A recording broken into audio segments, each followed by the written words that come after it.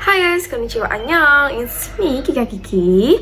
Aku lagi solo traveling di Bali selama 5 hari ke depan. Untuk menuju ke Desa Panglipuran membutuhkan waktu sekitar 1 jam 20 menit. Dan ini jam 11.30 aku udah sampai di Desa Panglipuran. Tapi karena belum bisa check-in, belum jam 2 ya, jadi aku makan dulu di area Desa Panglipuran. Hari pertama ini aku menginap di Desa Panglipuran ya, 1 malam aja, jadi besok langsung check out per Desa Panglipuran malam harinya. Terus ini aku udah siap-siap untuk ke Kintamani, jadi aku mau skuteran, sewa skuter di sana selama 1 jam. Oke, let's go, kita langsung ke sana.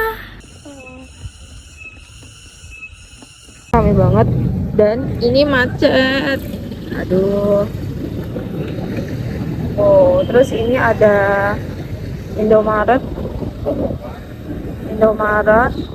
yang view-nya itu gunung, terus di sini ada Colosseum Resto itu yang terkenal ya. Dan aku sempat kebablasan karena tadi pas aku nge-record asik-asiknya, aku tuh harusnya belok kanan sesuai maps, tapi aku malah lurus, terus akhirnya aku putar balik lagi dan ke jalan yang benar ya. Nah, aku kan nyewa skuter nih.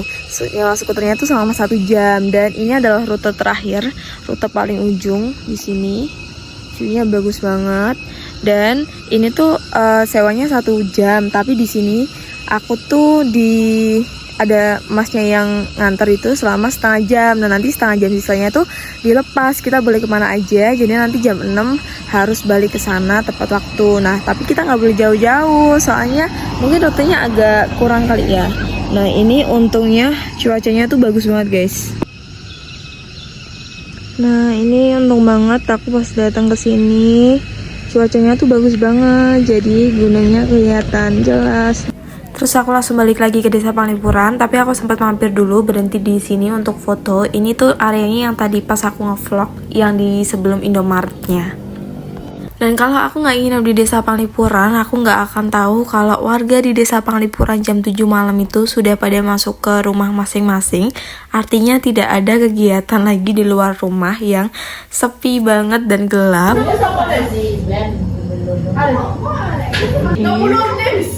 Teh sama kerupuk.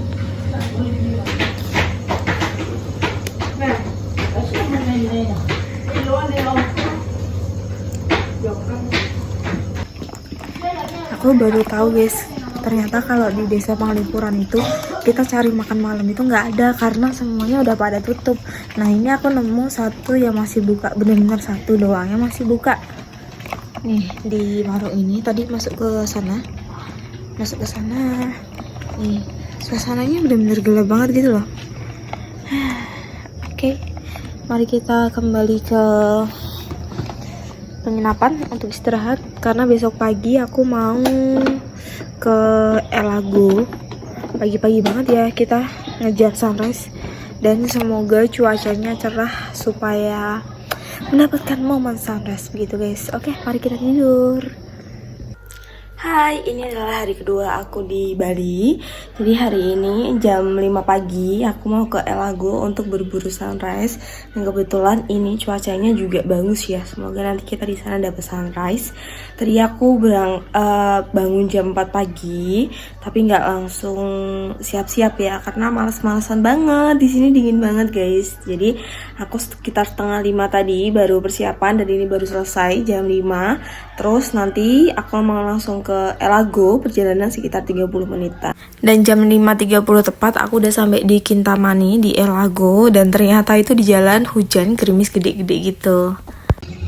Ya, aku udah sampai di Elago jam setengah 6. Aku pakai jaket dulu karena sumpah dingin banget gue. Terus ini gunungnya. Suasana di Elago ini sekitar udah jam 6 ya. Ini di lantai yang bawah, jadi ada 2 lantai gitu. Tadi yang di atas kayak kurang bagus gitu sih, lebih ke spot yang kacanya. Tapi nanti aja pas kita sunrise, nanti naik lagi. Ya, seperti inilah ya suasananya.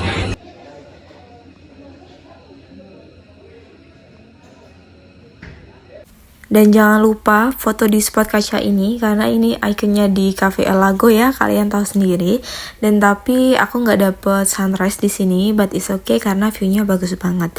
Dan di sini aku sukanya adalah toiletnya itu super duper bersih, rapi dan wangi. Karena aku sebenarnya toilet shaming ya, maksudnya kalau misalnya toiletnya nggak bersih itu aku kayak nggak bisa gitu loh. Dan langsung aku balik lagi ke penginapan. Terus aku sempetin untuk sewa baju. Ini persewaannya ada di tempat aku menginap juga. Dan di sini aku dibantu untuk mengambil tag video sama foto sama pemilik penginapannya. Jadi membantu banget ya untuk kita yang solo traveling. Nah ini jam 8 di Desa Panglipuran tuh masih sepi banget ini loh. Tidak ada orang. Di sini juga tidak ada orang. Karena masih jam 8, jadi kalau kalian mau yang sepi datangnya tuh pas jam 8 pas buka banget, jadi belum ada yang rame. Tapi kalau misalnya hari weekend juga tetap rame sih, mungkin datangnya weekday, tapi kalau misalnya weekend nggak apa-apa sih, tetap jam 8 aja.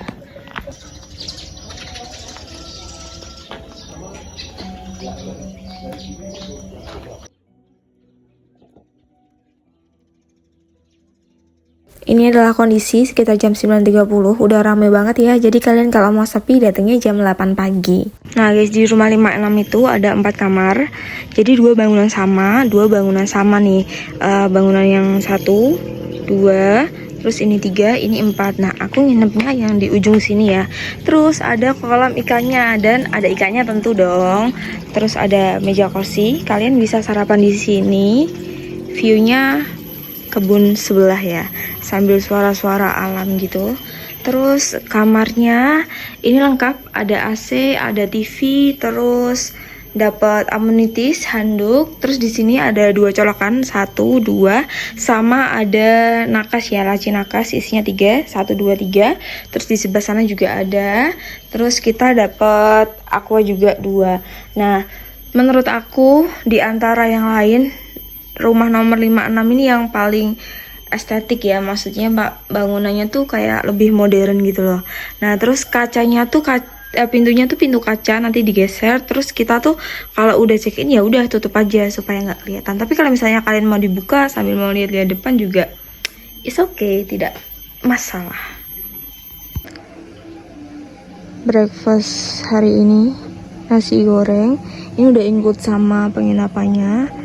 Aku makanya di sini, di tempat yang buat masaknya, nggak di kamar. Tapi kalau misalnya mau makan di kamar juga boleh sih. Di sini, terus di samping tempat buat sembahyang.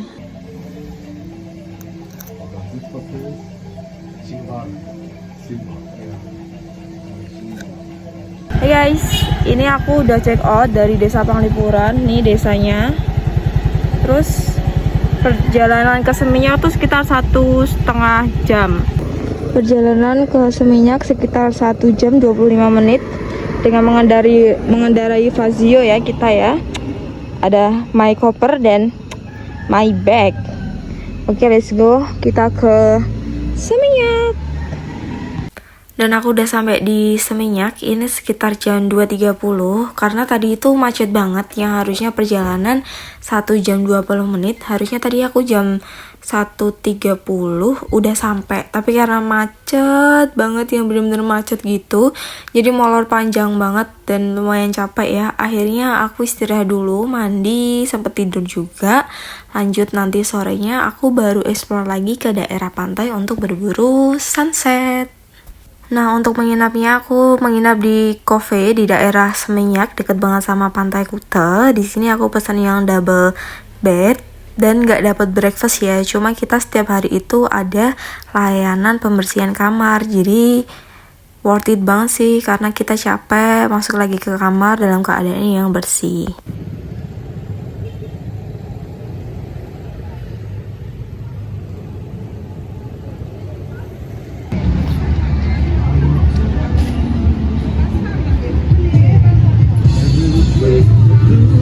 Lagi ada di pantai Double Six yang ada di Seminyak untuk berburu sunset dan semoga mendapatkan sunset yang bagus ya.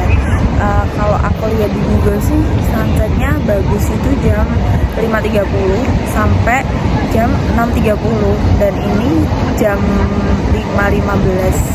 Mari kita tunggu dan berdoa semoga mendapatkan sunset ya.